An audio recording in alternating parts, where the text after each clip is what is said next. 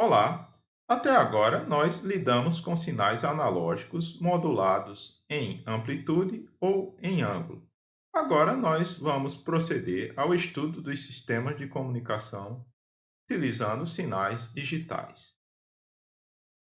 Bem, para digitalizar um sinal analógico, é necessário realizar duas etapas básicas. A primeira é a etapa de amostragem, a segunda é a quantização.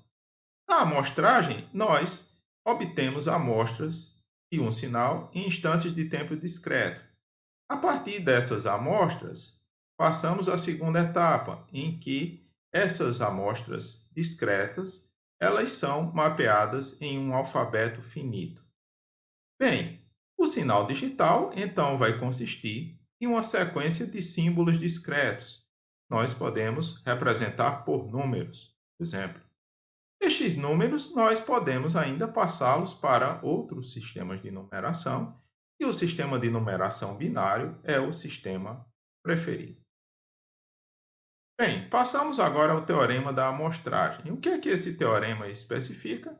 Ele estabelece condições para que um sinal possa ser recuperado a partir das suas amostras. Então, lembremos que na descrição anterior, o sinal analógico ele vai ser representado por amostras, ou seja, por números. Então, agora nós estamos querendo estabelecer as condições para que esses números resultem em um sinal analógico novamente. Então, nós partimos de um sinal G de T, cujo espectro é limitado em banda a bHz, ou seja, nós temos um sinal que se anula a partir das frequências que se estendem desta banda. Então, para que este sinal possa ser reconstruído a partir de suas amostras, o teorema da amostragem estabelece que as amostras elas têm que ter sido geradas em uma frequência fs superior à largura de banda, a duas vezes a largura de banda do sinal. Ou seja, a frequência de amostragem ela tem que ter sido superior a 2b, ou, de maneira equivalente, o período de amostragem ele tem que ser inferior a 1 sobre 2b segundos. Então, nós vamos agora trabalhar com a prova desse teorema. Então, nós partimos inicialmente de um sinal amostrado, que nós estamos representando esse sinal a partir do produto do G de T original por um trem de impulsos periódico. Então, o que é que a gente tem aqui? A gente tem as amostras do sinal multiplicada por impulsos, né? Então, essa aqui é a representação do nosso sinal amostrado. Então, esse sinal, né, nós podemos ainda desenvolver essa expressão, como nós estamos multiplicando por um trem de impulsos, o que interessa é o sinal nos instantes em que os impulsos estão representados. Então, nós aplicamos essa propriedade que está colocada aqui embaixo. Então, nós ainda podemos expandir o trem de impulsos em séries de Fourier, já que se trata de um sinal periódico. Então, aqui nós temos a expansão, de forma que o sinal amostrado ele pode ser representado como o G de t, né? Mas aqui nós temos a componente G de t cosseno, G de t 2 cossenos e assim sucessivamente. Então, no domínio da frequência, o espectro do sinal amostrado ele é dado por G barra de ômega. Fazendo a transformada de Fourier, nós vamos ter o G de ômega. E aqui, para o G cosseno, nós vamos ter G de ômega mais ou menos ômega S. E assim, à medida que as frequências sobem, nós temos essas outras componentes, de forma que nós podemos representar o espectro do sinal amostrado por 1 sobre Ts, o somatório das componentes de G de ômega deslocadas. Então, para que nós possamos recuperar o sinal de T a partir de suas amostras, nós temos que recuperar aqui esse termo G de ômega que está colocado aqui. Bem, para que isso seja possível, nós não podemos ter sobreposição entre G de ômega e as demais componentes do espectro. Então, para que isso seja possível, nós vamos ter que a condição sobre o ômega S, né, o deslocamento aqui das componentes, nós vamos ter que o ômega S tem que ser maior que 2 vezes 2πb, ou, de maneira equivalente, em F, nós vamos ter que Fs maior que 2b. Quando nós pegamos a frequência de amostragem como o mínimo, né, nós chamamos essa taxa de taxa de Knight's. Então, a taxa de Knight's é a Fs igual a 2b. E o período máximo, já que nós vamos ter que o Ts vai ter que ser menor do que isso aqui, né? Então, esse período máximo nós vamos chamar de intervalo de Knight's. Aqui nós temos uma figura que representa essas condições de uma maneira gráfica. Então, nós temos que G de T tem o espectro G de F ou G de ômega, aqui está colocada as duas representações. Na hora que nós multiplicamos G de T por um trem de impulsos, nós vamos ter esse sinal amostrado aqui, o G barra de T. E no domínio da frequência nós temos aqui esse espectro como está colocado. Aqui nós vemos essa condição, né? Se exatamente o ômega S ele for igual a 2 vezes o 2πp, nós vamos ter esses dois termos aqui juntinhos, né? Então, aqui nós vemos aqui essa condição. Para que seja possível, para que não haja sobreposição, nós vamos ter aqui que o nosso ômega S, né, na pior hipótese, ele tem que ser igual a 4πp, ou, caso equivalente, Fs igual a 2 vezes a banda do sinal. Pode ser maior, né? Aqui nós temos uma condição em que o Fs é maior do que 2b, ou seja, há uma separação aqui entre as bandas, aqui as réplicas do sinal. Então, para recuperar o G de T, ou seja, o G de F, como está colocado aqui, nós temos que aplicar um filtro passa baixa no sinal, né? Se por acaso você tiver o caso extremo em que você tem uma igualdade, você precisaria de um filtro passa baixa ideal, mas à medida aqui que você dá uma folga, né, o Fs é maior do que 2b, você pode recuperar o sinal com um filtro passa baixas que não seja ideal necessariamente. Então, nós podemos estabelecer essa condição no domínio do tempo, né? Nós vimos que para recuperar o sinal era necessário passá-lo através de um filtro passa-baixos com a largura de banda de Bhz. No domínio do tempo, o filtro passa-baixa ideal ele equivale a um sinc. Então, nós podemos reescrever aquelas expressões da maneira que estavam colocadas no domínio do tempo. Então, o sinal, quando passa através do filtro passa baixo, aqui nós estamos aqui colocando a resposta ao impulso h de t, como aquele sync. Nós vamos ter, né, que o sinal g de t ele pode ser escrito como a convolução lá do sinal amostrado, lá pela a resposta ao impulso. Na hora que nós substituímos por sync, nós vamos ter essa expressão aqui final, e diz que G de t ele pode ser um somatório de suas amostras nos instantes múltiplos de Ts, multiplicado aqui por um sinc, né? Então, aqui a gente tem uma somatória de amostras multiplicadas por sinc, e isso vai resultar no sinal G de t. Então, essa aqui é a representação da reconstrução exata do sinal no domínio do tempo, também conhecida como a fórmula de interpolação. Bem, cabe lembrar que um sistema com esse HDT, ele não é fisicamente realizável, né? Nós já vimos isso aqui. Então, aqui nós temos a representação gráfica do que foi colocado, né? Então, aqui nós temos nosso HDT e vemos aqui que as somas dos sinks ponderados pelas suas amostras, ela resulta no final no sinal G de T construído, né? Então, isso aqui requer uma soma infinita de sinks, que por sua vez são funções aqui também que são finitas. Bem, no caso prático, nós não contamos com impulsos e nós temos uma série de imperfeições que podem surgir. Então, agora, nós vamos analisar essas imperfeições que resultam, né, na métodos práticos de reconstrução dos sinais.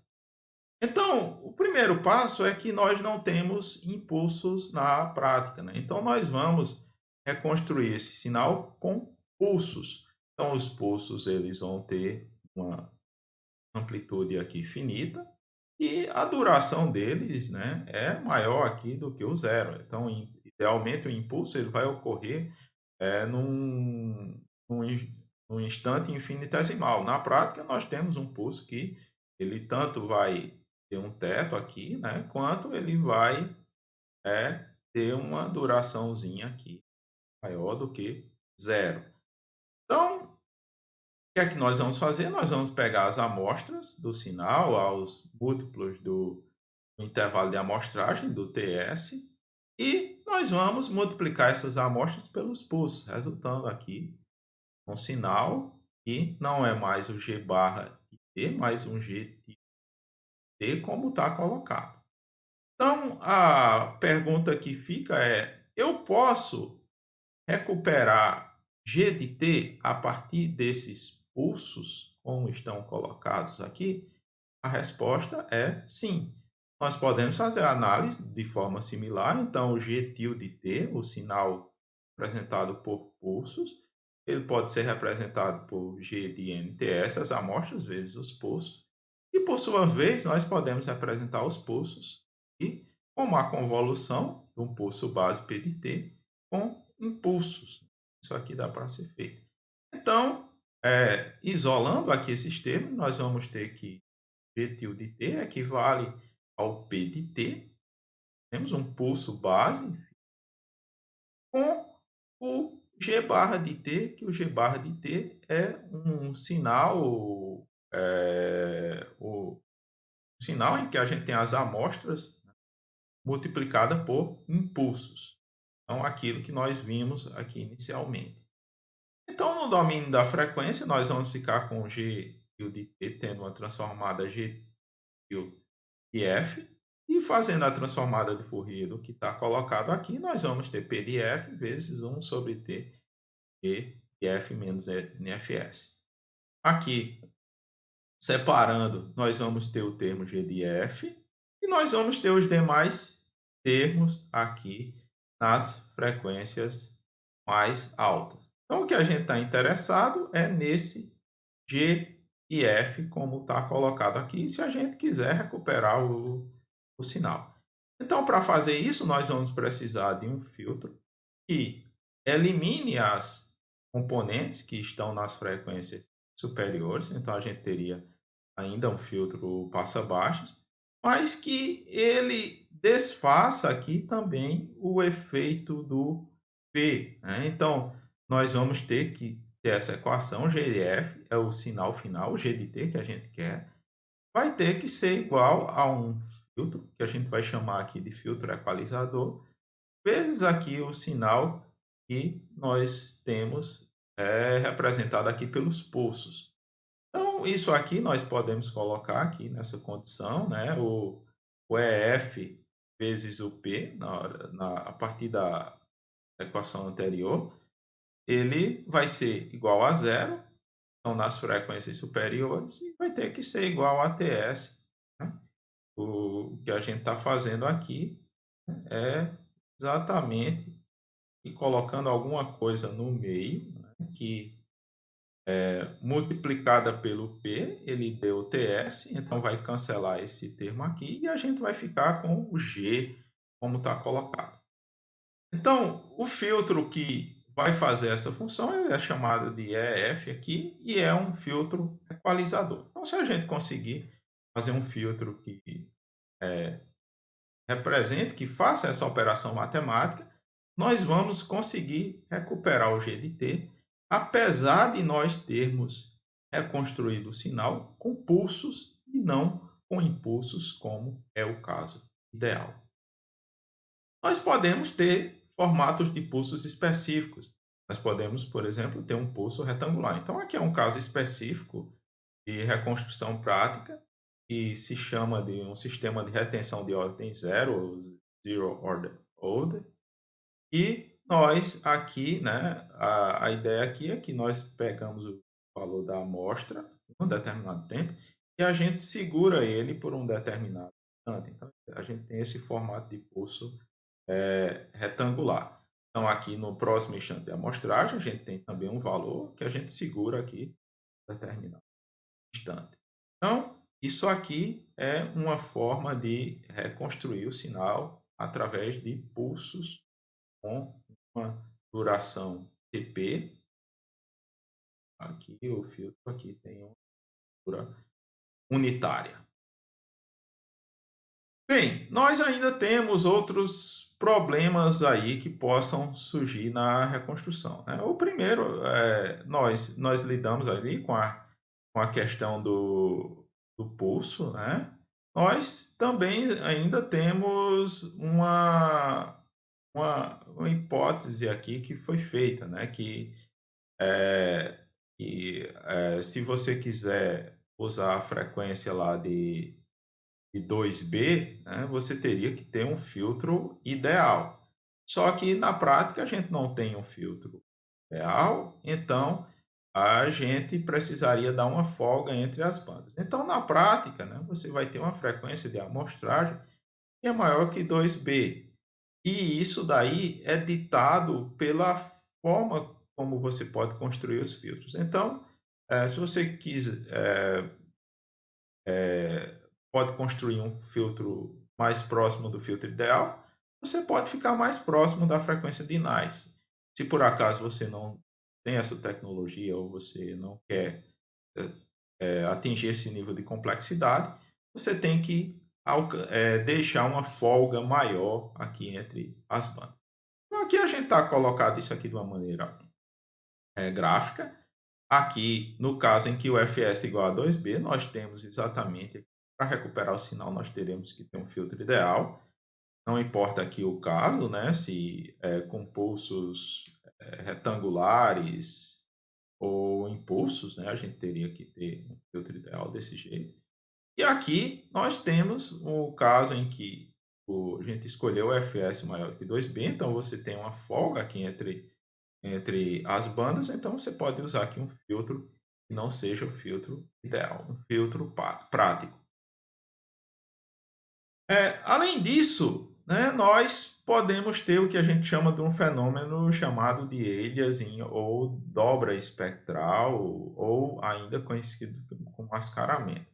Qual a ideia desse fenômeno? Então, na prática, né, quando a gente diz que a banda de um sinal é B ou 2πb radianos por segundo, significa que a gente tem um espectro que ele tem uma duração, quer dizer, ele se estende aí para o infinito no domínio da frequência, mas que de alguma forma a gente aproximou aquilo dali por uma largura de banda finita, né? Então a gente por exemplo, estipulou lá que você está considerando 99% da potência ou da energia ou alguma coisa similar. Mas o que é que vai acontecer é que você ainda vai ter uma caudazinha que ela se estende de alguma forma. Na hora que a gente amostra esse sinal, o que é que vai acontecer?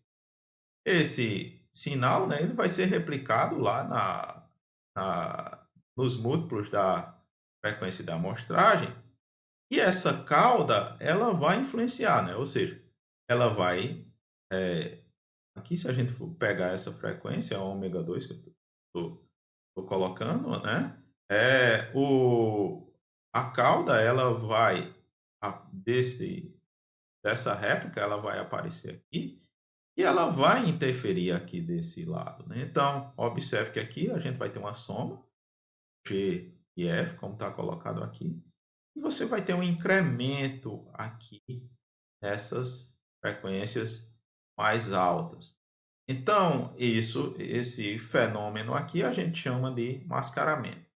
O que é que a gente faz para lidar com mascaramento. Uma possibilidade é aumentar a frequência de amostragem. O que é que isso vai fazer? Aumentando a frequência de amostragem, a gente vai separar esses termos, né? Então, é como se a gente estivesse deslocando esse ômega 2, como está colocado aqui, para a direita. Então, a gente vai diminuir o efeito dessa cauda e, consequentemente, aqui, a gente vai diminuir aqui este efeito. Ainda nós poderíamos pegar e eliminar uma porção do espectro antes da amostragem, uma pré-filtragem. A ideia aqui é você pegar e cortar este pedacinho antes de fazer a amostragem. Então, se você corta antes de fazer a amostragem, você não vai ter esse problema desse pedacinho rebatendo e somando com o que está colocado aqui. Nós poderíamos ainda usar aqui uma técnica um pouco mais complicada, né? Que é após a amostragem a gente eliminar a porção comprometida do espectro. Em geral, as alternativas utilizadas são essas duas primeiras, né? Então, você usa uma frequência de amostragem maior, você lida aqui tanto a questão do mascaramento como o problema da exigência de um filtro prático, né, na recuperação do sinal. E também você usa aqui um hábito comum que se faz é você passar o sinal através do filtro passa-baixa antes de você amostrá-lo, né? Essa pré-filtragem. Então você usa essas duas técnicas e com isso você consegue evitar este problema aí do mascaramento e ainda consegue recuperar o sinal de uma maneira prática. Aqui está colocado, né, como se faz, né? Você filtra o sinal antes de amostrar. Bem, e outro problema pode surgir em uma amostragem prática. Nós, através dos métodos anteriores, né, nós admitimos que o sinal ele era recuperado através dos valores instantâneos de suas amostras, ou seja, os valores de G de K de TS. Mas só que na prática, né, isso daí não é uma coisa tão válida. Em geral, o mecanismo lá de amostragem ele vai ficar aberto durante um determinadozinho instante de tempo e ele vai produzir um valor a partir do que ele está lendo lá naquele instante. Então é como se, por exemplo, você tivesse que reconstruir aqui a partir da velocidade instantânea, só que na prática o que a gente tem é uma espécie de velocidade média, né? Então, um sensor de velocidade, ele por mais preciso que seja, ele está pegando um delta S e um delta T e está pegando, inferindo a velocidade a partir daquela razão, né? Delta S sobre delta T, ao invés de um ds dt, como a gente tem no caso instantâneo.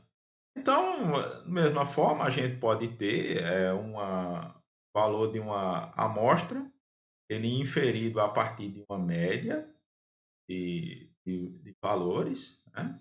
E também, né, nós aí teríamos um amostrador prático que ele geraria as amostras a partir dessas médias, como está colocado aqui embaixo.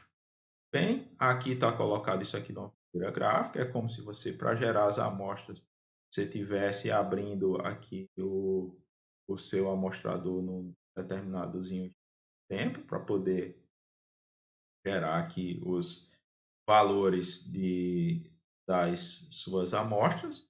E, na realidade, o que a gente está fazendo é reconstruindo o sinal a partir dessas médias desses valores.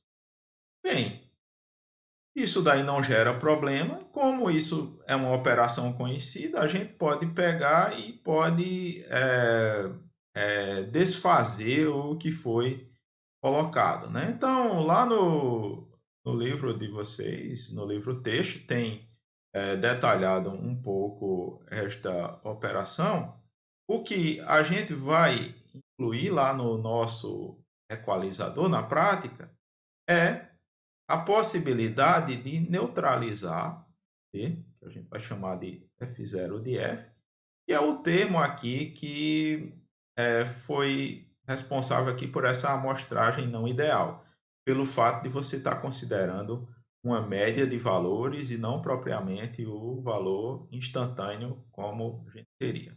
Então, aqui, né, nosso equalizador está levando em conta agora o formato do pulso de reconstrução, está levando em conta a imperfeição no processo de amostragem e se a gente conseguir desfazer esses efeitos, a gente vai recuperar o GDT lá original como ele é o GDT analógico. Bem,